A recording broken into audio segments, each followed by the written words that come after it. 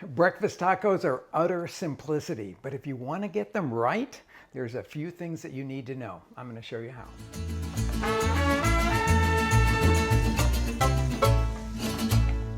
So for years, I have made huevos a la Mexicana, which is exactly what this preparation is.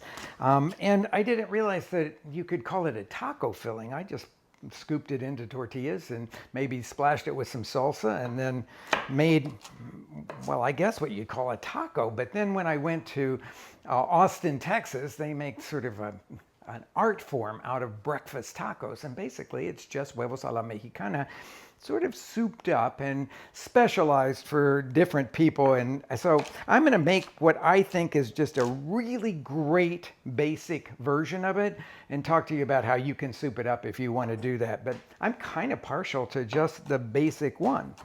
So the three ingredients that go in the base of it, of course, are tomatoes, onions, and green chili. The three, you can always think of them as the Mexican flag, which is red, white, and green. But these are the iconic flavors of the Mexican kitchen here. I just chopped up a couple of serrano chilies, my white onion, my tomato. I've got a pan heating over here on about a medium high. Now, two things that are really important to make really good huevos a la Mexicana. One is the fat you use, and the other is the heat you use. Okay, so I'm going to be doing this with some rendered bacon fat. You could use olive oil, you could use vegetable oil. Butter sort of gives it a different kind of flavor, so you might not want to use butter in this, but hey, if butter is your thing, then do it with butter. If you have really good fresh rendered pork lard, to me, that is one of the absolute best. But you can get this flavor of bacon in it by just using some rendered bacon fat there. I don't know about you, but I always save that, put it in a jar in the refrigerator because it is so great to add or to use for sautéing some things, especially potatoes for breakfast. So I can smell that beautiful bacon flavor now. And as soon as this is hot and completely melted, we're going to add these ingredients to it. But we're over medium-high heat, and we have to have it hot because we want to get a very good sear on it.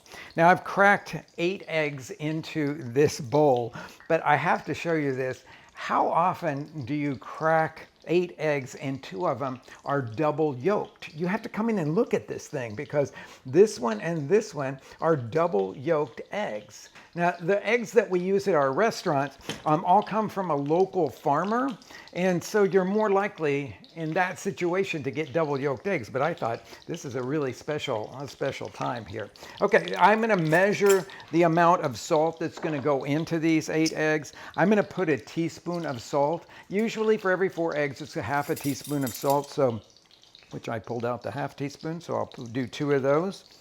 And then you could put pepper in it if you want. That's not very common in Mexico, but if you want to do that, you can do it. Okay, now I've got hot fat here, and I'm going to just slide all of this goodness into the pan, and we're going to cook it until it starts to brown, all done over medium-high heat.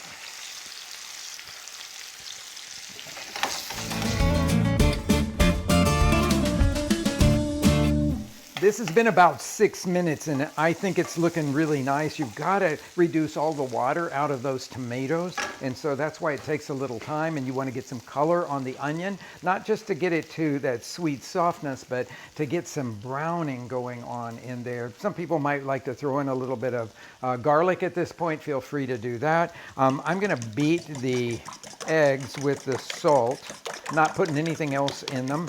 They've got plenty of other things in this skillet to sort of soften them up. And I want to just beat it until I no longer see streaks of yellow and the white there.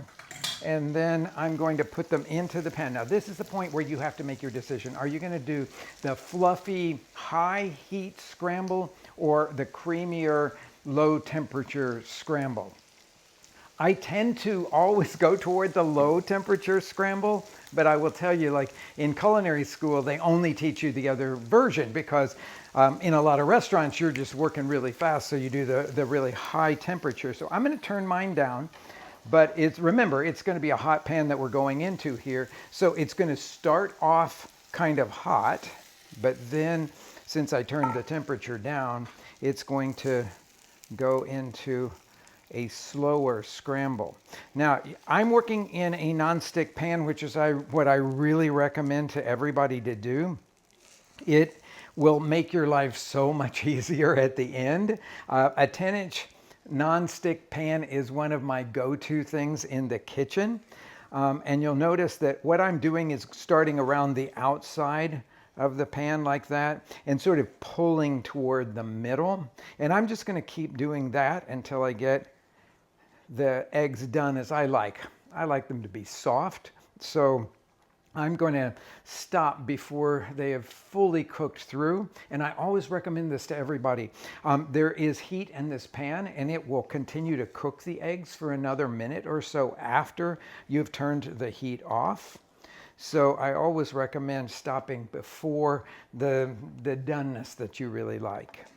I'm getting really close here. It takes a little longer than maybe you expect to do the slow scramble here, but this has taken me about 3 minutes or so to do this, but it's still shiny on the top. That means that it's going to be really, really tender. But I'm just going to let them set in the pan here for just a minute while we go on to the other toppings that go on this. Now, this is a point at which you could have been scrambling other things in there. You could do bacon or you could do ham in there. At our restaurant, we do shrimp in there, which is really special. You could I'm going to put avocado on the top, but you could dice it and then scramble that into the mixture. There's all kinds of fun things. You could go all the way to making machacado con huevo, which is made with shredded jerky, but that's a topic for another one of our videos, so you'll have to look that one up. But there's lots of different things that you could add in, including different kinds of vegetables. I've got some beautiful cilantro here, and I've got the avocado. Warm tortillas are at hand over here to put out on the plate.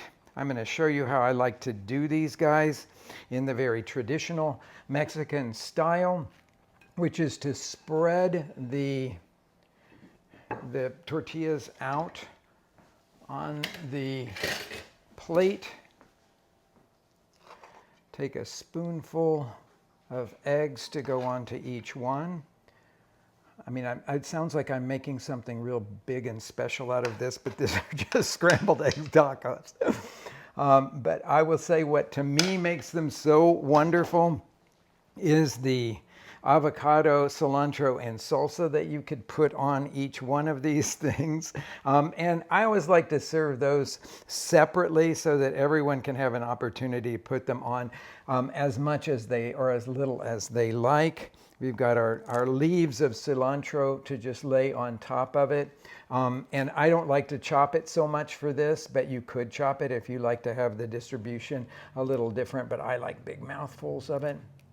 If you want, you could put some Valentina hot sauce or some Tamazula hot sauce, Mexican hot sauce out for everyone to enjoy with their breakfast tacos. I've got this the chipotle salsa over here, which I think is really delicious with it. So maybe just a spoonful of that on each one of these tacos.